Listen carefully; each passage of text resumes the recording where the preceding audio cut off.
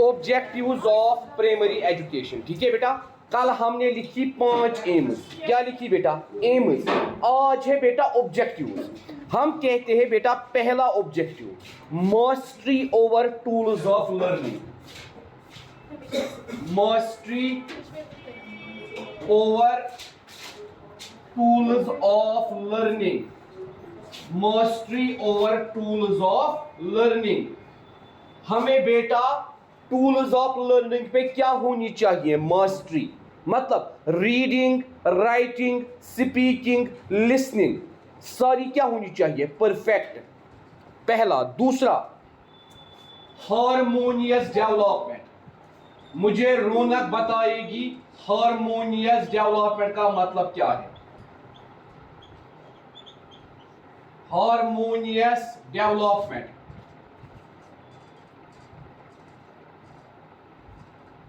बताओ रौनक, harmonious development का क्या मतलब है?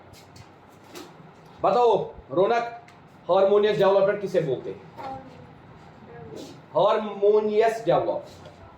हमने बार बार बात की है स्पाइस की। किसकी बेटा? किसकी बेटा? Spiritual, physical, intellectual, cognitive, emotional. हम कहते हैं बेटा इसको हम हार्मोनियस डेवलपमेंट बोलते हैं, इसको हम स्पाइस बोलते हैं, या इसको हम ऑल राउंड डेवलपमेंट बोलते हैं। तीन नाम एक ही डेवलपमेंट के। चाहे आप हार्मोनियस बोलिए, चाहे आप स्पाइस बोलिए, चाहे आप ऑल राउंड बोलिए। इसका मतलब क्या है? एक इंडिविजुअल, एक बच्चे के अंदर सारी डेवलपमेंट होनी चाहिए। सोशल भी, स्पिरिचुअल भी, फिजिकल भी, इंटेलेक्चुअल भी, कॉग्निटिव भी और इमोशनल भी। इसीलिए कहते हैं हम हार्मोनियस, मतलब सारी डेवलपमेंट। उसके बाद बेटा गुड सिटीजन आपको कौन बनाता है? Good citizen. गुड सिटीजन आपको गुड सिटीजन कौन बनाता है? कैसे घर वालों को डिफरेंस नजर आती है फिर हमारे बच्चे कितने नॉटी थे और अब ये कितने सुधर गए। ठीक है बेटा, इसी तरह कैरेक्टर फॉर्मेशन कौन करता है? Character formation. ठीक है बेटा, इसी तरह सेल्फ कंट्रोल एंड डिसिप्लिन कौन करता है? Self control and discipline. Self control and discipline. ठीक है बेटा, सेल्फ कंट्रोल एंड डिसिप्लिन। ठीक है, तो हम कहते हैं mastery over tools of learning, harmonious development, good citizen, character formation, self control and discipline. इसी तरह बेटा बस नेशनल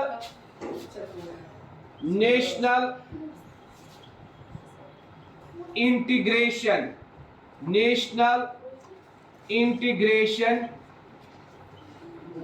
एंड नेशनल अंडरस्टैंडिंग। बेटा चुप कीजिए, मैंने परसों भी आपको बोला national understanding, national integration and national understanding. जब हम अलग अलग कंट्रीज के बारे में पढ़ते हैं जनरल नॉलेज के अंदर, सोशल साइंस के अंदर, हमें पता चलता है how these countries integrate with the other countries. ठीक है बेटा, जिस कंट्री से हम बिलोंग करते हैं कैसे वो कंट्री बाकी कंट्रीज के साथ इंटीग्रेट करती है, कैसे नेशंस के दरमियान ताल्लुक बढ़ते हैं। ठीक है बेटा, इसी तरह बेटा साइंटिफिक एटीट्यूड हमारे अंदर क्या आता है बेटा? साइंटिफिक एटीट्यूड मतलब हमारे अंदर साइंस और टेक्नोलॉजी की डेवलपमेंट होती है। हम डिफरेंट इंस्ट्रूमेंट्स को देखते हैं जिनमें साइंस और टेक्नोलॉजी इस्तेमाल होती है। इससे हमारे दिमाग में भी साइंटिफिक एटीट्यूड डेवलप हो जाता है। इसी तरह बेटा डिग्निटी ऑफ लेबर, हम काम की तरफ तवज्जो देते हैं। डिग्निटी ऑफ लेबर, पहले जब बच्चों को होमवर्क दिया जाता है उनको वो सबसे बड़ा बोझ लगता है, मगर वक्त के साथ साथ ये बच्चा खुद अपने पेरेंट्स को बोलता है अगर मैंने होमवर्क नहीं की क्लास में इंसल्ट होगी, अगर मैंने होमवर्क नहीं की टीचर मुझे क्लास से बाहर निकालेगी। ये फिर इस होमवर्क को एसोसिएट करता है अपने टास्क के साथ। ये कहता है ये मेरा टास्क है, अगर मैंने इस टास्क को पूरा नहीं किया, एक तो क्लास में मेरी इंसल्ट हो जाएगी, टीचर मुझे क्लास से बाहर निकालेगी। इसकी वजह से ये क्या बन जाता है, रेस्पॉन्सिबल।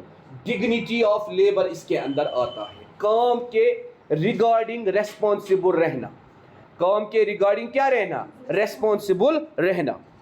तो हम कहते हैं बेटा ये क्या है, ये ऑब्जेक्टिव्स है। किसके ऑब्जेक्टिव्स, प्राइमरी एजुकेशन के, primary education. Then what are the problems of primary education.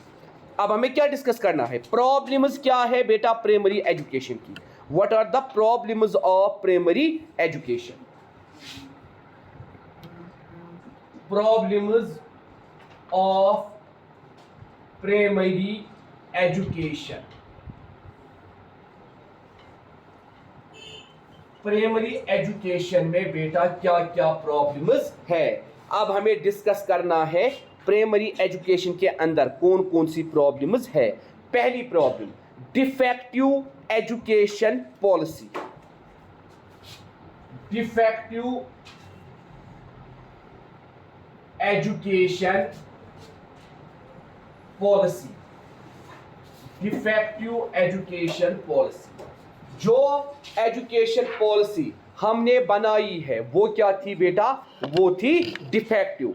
Defective वो बेटा इस नजरिए से थी, हम कहते हैं 1950 के अंदर, कब बेटा 1950 के अंदर कॉन्स्टिट्यूशन ने बेटा क्या किया था, उसने ये कहा था इंडिया के अंदर 10 साल लगे हमें कॉन्स्टिट्यूशन को संभालने के लिए, बनाने के लिए, मगर आज भी इंडिया में कंपलसरी एजुकेशन का ख्वाब ही रहा।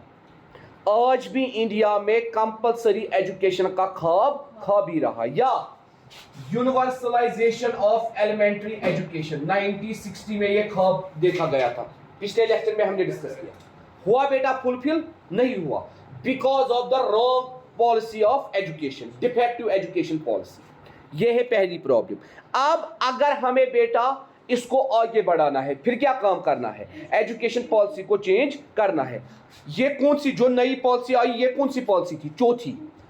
अब देखिए हमने कहा पहली 1968, 1979, 1986, now 2020।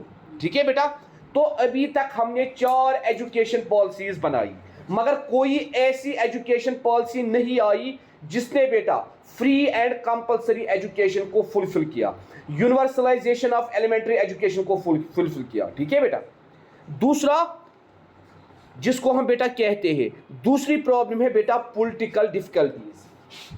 Political difficulties, political difficulties. आप देखिए यहां सरकारें बदलती रहती है, यहां पॉलिटिकल आइडियोलॉजी डिफरेंट है। जो ही यहां सरकारें बदलती रहती है, एक गवर्नमेंट प्रॉब्लम को एक तरीके से लेता है, दूसरा गवर्नमेंट प्रॉब्लम को दूसरे तरीके से देखता है। इसीलिए यहां पे क्या क्या problems I, problems of native state, किसी स्टेट को ज्यादा एजुकेशन की तरजीह दी गई। इसी तरह प्रॉब्लम्स ऑफ द रिफ्यूजीज, ये रिफ्यूजी है, ये माइग्रेंट्स है, इनको एजुकेशन देने की जरूरत नहीं है। तो हम कहते हैं बेटा इससे भी प्रॉब्लम हुई। जैसे जम्मू एंड कश्मीर में अभी कौन सी प्रॉब्लम है, यहाँ पे अभी सबसे बड़ा प्रॉब्लम है कश्मीर इशू। इंडिया कहता है हमारा पार्ट है, पाकिस्तान कहता है हमारा पार्ट है। हम बाहर जाते हैं पढ़ने के लिए, वहां लेबल लगती है दीज आर टेररिस्ट्स। वहां क्या लगती है लेबल, ये टेररिस्ट्स है। तो बेटा पॉलिटिकल डिफिकल्टीज की प्रॉब्लम है। तीसरी प्रॉब्लम जो बेटा हम देख रहे हैं, defective administration of education. Defective administration, defective administration of education, defective administration of education. जो एजुकेशन की एडमिनिस्ट्रेशन है ये भी डिफेक्टिव है, इसको भी बेटा अच्छी तरह से यूटिलाइज नहीं किया गया है। अगर एजुकेशन दोनों का था, मतलब स्टेट का भी रोल था और सेंटर का भी रोल था। जितना एजुकेशन के लिए बजट आता है उसका आधा मिनिस्टर्स के जेब में जाता है। ठीक है बेटा, वो सारा बजट एजुकेशन पे खर्च, वरना जो ख्वाब 1960 में देखा गया था वो अभी तक क्यों पूरा नहीं हुआ। ठीक है बेटा, या हम कहते हैं अगर government schools quality teaching provide करेंगे, यहां प्राइवेट स्कूल्स में बच्चों को डालने की जरूरत नहीं थी। ठीक है, तो ये प्रॉब्लम्स बेटा यहां किसके अंदर है, प्राइमरी एजुकेशन के अंदर। इसी तरह बेटा हम कहते हैं यहां पे सबसे खतरनाक बात, untrained teachers. Untrained teachers, untrained teachers को बेटा यहां पे अपॉइंट किया गया है, जिनको मालूम ही नहीं है पढ़ाना क्या है, सिलेबस क्या है और हम क्या पढ़ा रहे हैं। तो बेटा बच्चे क्लास के अंदर फ्रस्ट्रेट हो जाते हैं, हमें पढ़ना क्या था और हमें पढ़ाया क्या जा रहा है, नतीजा क्या निकलता है, यही बच्चे कल को फिर एग्जाम के अंदर भी फेल हो जाते हैं। ऐसा प्रोग्राम होना चाहिए जो टीचर्स की ट्रेनिंग का प्रोग्राम रखे, जो पहले टीचर्स को ट्रेन करे, उसके बाद उनको बेटा टीचिंग फील्ड में लाया जाए। इसी तरह बेटा हम कहते हैं और कौन कौन सी प्रॉब्लम है जो हमें नजर आती है एलिमेंट्री एजुकेशन में। Poverty of parents, poverty of parents. क्यों बेटा प्राइमरी एजुकेशन में प्रॉब्लम है, क्योंकि माँ बाप क्या है, गरीब, इसीलिए बेटा वो प्राइमरी एजुकेशन नहीं दे पाते, इसीलिए वो बेटा क्या प्राइमरी एजुकेशन नहीं दे पाते हैं। वो कहते हैं हमारा बच्चा 500 रुपये कमा के लाता है, क्यों हम इसको एजुकेशन के लिए भेजें। इसी तरह बेटा हम कहते हैं और एक प्रॉब्लम, कितनों को एजुकेशन मिलेगी, tremendous increase in population, tremendous increase in population. जो बेटा पॉपुलेशन डे बाय डे क्या हो गई, इंक्रीज हो गई, कितने लोगों को एजुकेशन मिलेगी। इसी तरह बेटा हम कहते हैं लैक ऑफ फाइनेंस, गवर्नमेंट इस एजुकेशन पे बहुत ही कम फाइनेंस खर्च कर रही है, लैक ऑफ फाइनेंस। इसी तरह बेटा illiterate and Orthodox parents, illiterate and Orthodox parents, ऐसे पेरेंट जो आज भी भेदभाव करते हैं बॉयज और गर्ल्स में, बॉयज का पढ़ना जरूरी है, गर्ल्स का पढ़ना जरूरी नहीं है। ऐसे पेरेंट जो आज भी बच्चों को जबरदस्ती बोलते हैं ये सब्जेक्ट ले लो, वो सब्जेक्ट ले लो, वो करो। ठीक है बेटा, इलिटरेट एंड इलिटरेट मींस ऐसे ऐसे, इलिटरेट मींस ऐसे पेरेंट्स जो खुद अंडरस्टैंड नहीं करते हैं एजुकेशन क्यों जरूरी है। वो कहते हैं क्यों बेटियों को पढ़ना है, इनको कल लोगों दूसरे घर जाना है, इनको गृहस्थी संभालनी है, क्या फायदा है इनके पढ़ाने का। ऑर्थोडॉक्स मींस ऐसे पेरेंट्स जिनका एटीट्यूड अच्छा नहीं होगा, जो अपनी कहेंगे, बच्चों की नहीं सुनेंगे। आप कहोगी मुझे मेडिकल में इंटरेस्ट नहीं है, मुझे आर्ट्स पढ़ना है, नहीं आपको मेडिकल ही पढ़ना है। आप कहोगी मुझे नर्सिंग करनी है, मुझे उसमें इंटरेस्ट है, नहीं आपको बिजनेस ही संभालना है। ठीक है, इलिटरेट एंड ऑर्थोडॉक्स पेरेंट्स, ये भी बेटा एक प्रॉब्लम है। इसी तरह small and scattered habitation, small and scattered habitation,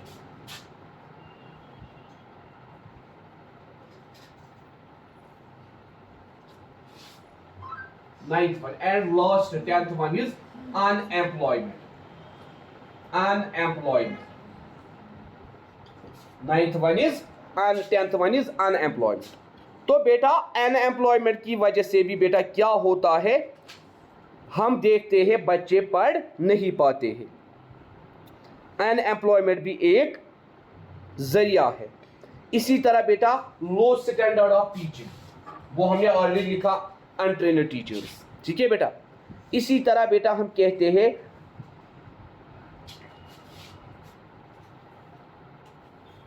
unsuitable curriculum, unsuitable curriculum,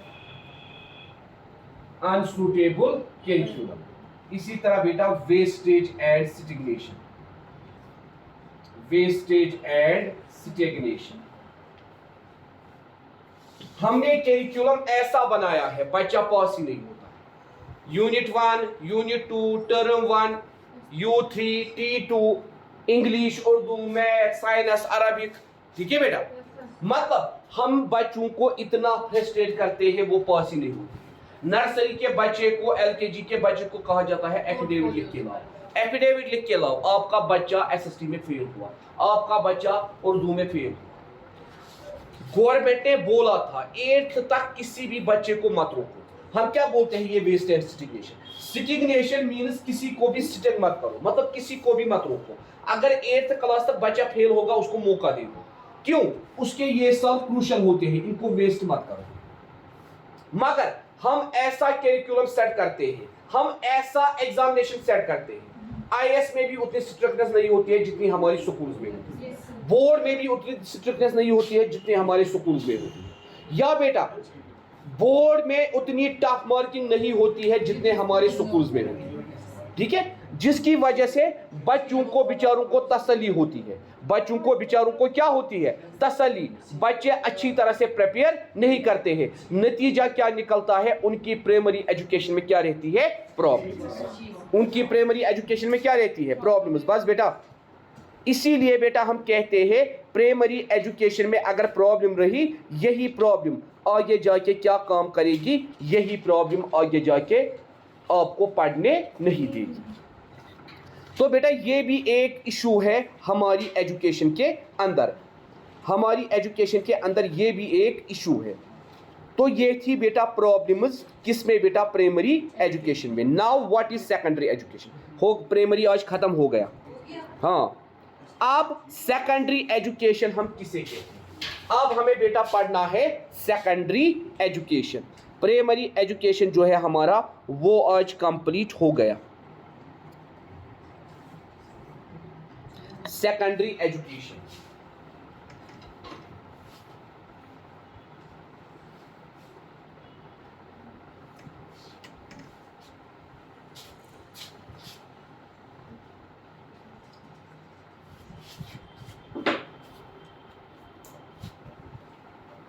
secondary education.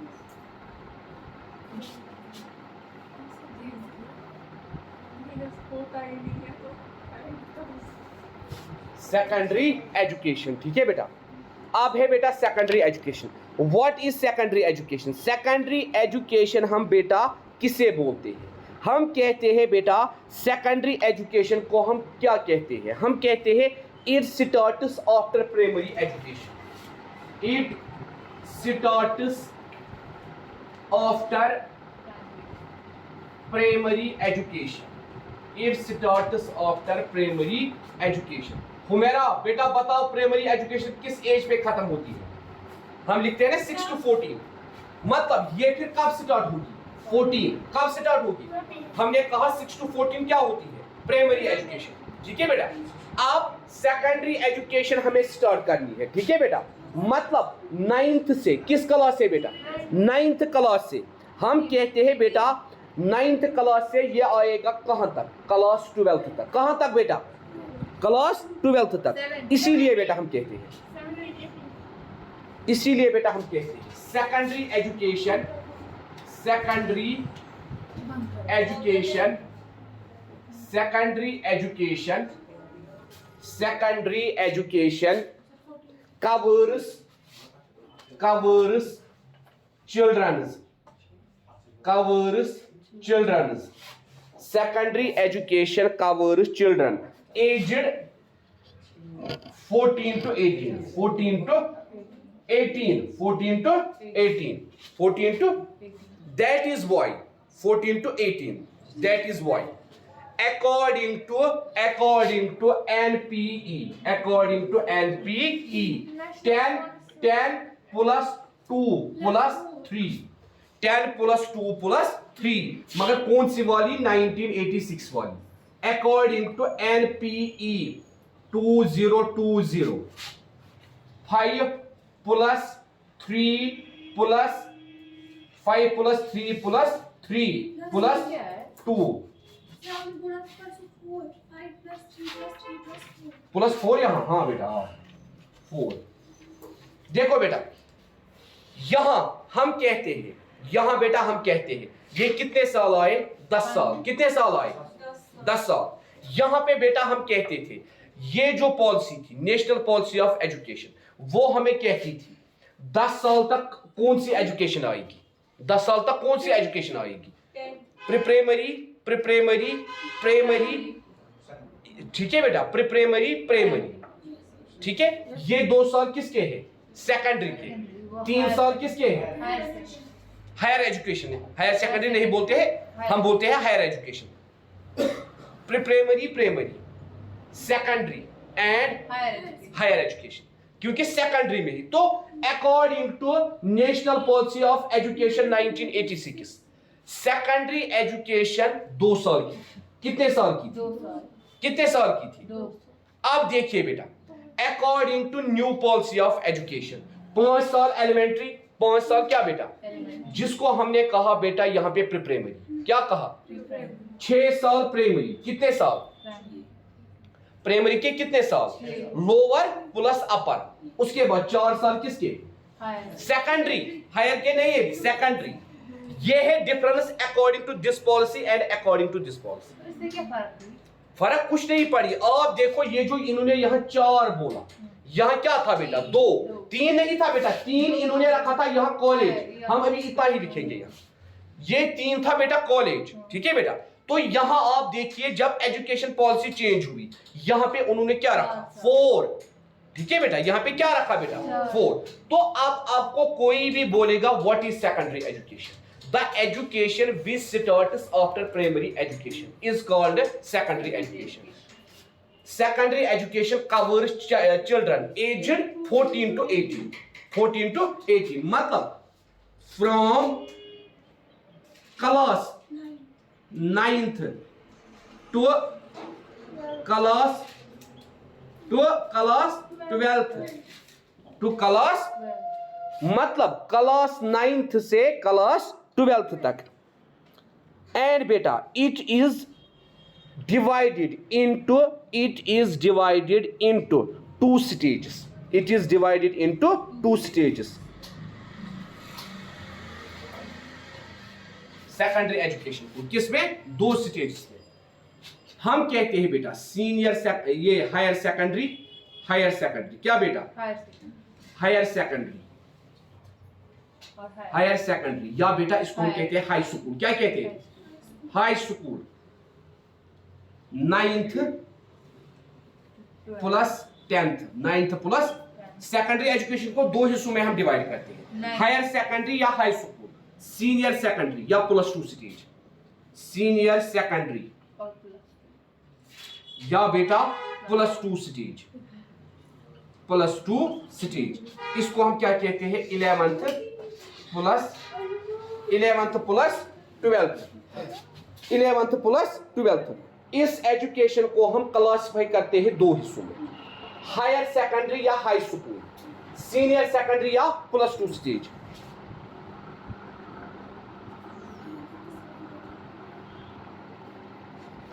Grade 9 and grade 10 उसको हम क्या बोलते हैं? हाई स्कूल या हायर सेकेंडरी। उसके बाद senior secondary +2 stage, +2 stage.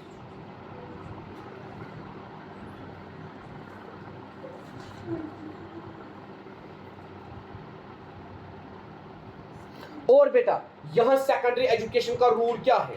How can you promote into class 11? How can you got admission into class 11? After clearing the board of class 10th। After clearing the board of class 10th उसके बाद ही आपको बेटा admission मिलेगा class 11th में। उसके बाद ही बेटा आपको क्या मिलेगा? एडमिशन मिलेगा बेटा क्लास 11th में। अब 11th में बोर्ड है, 11th में 2-3 साल से बोर्ड है, ये इसी साल से नहीं है।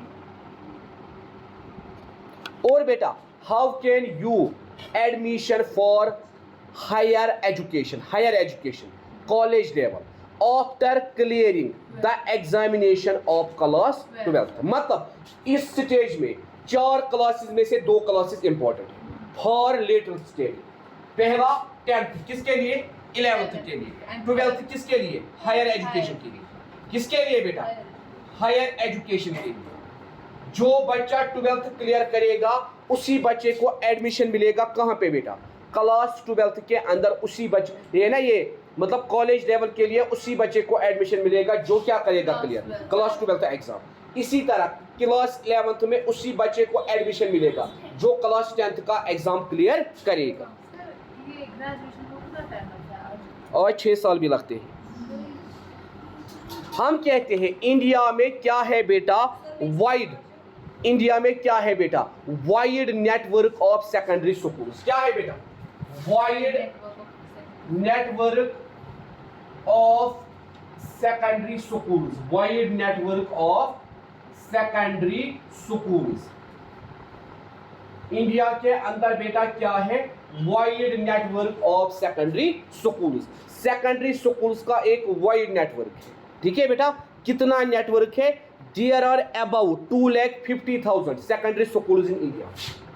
There are about 2,50,000 secondary schools in India. Secondary schools in India. ठीक है बेटा? वाइड नेटवर्क कितना है बेटा? कितना है बेटा? There are about 2,50,000 secondary schools in India. 2,50,000.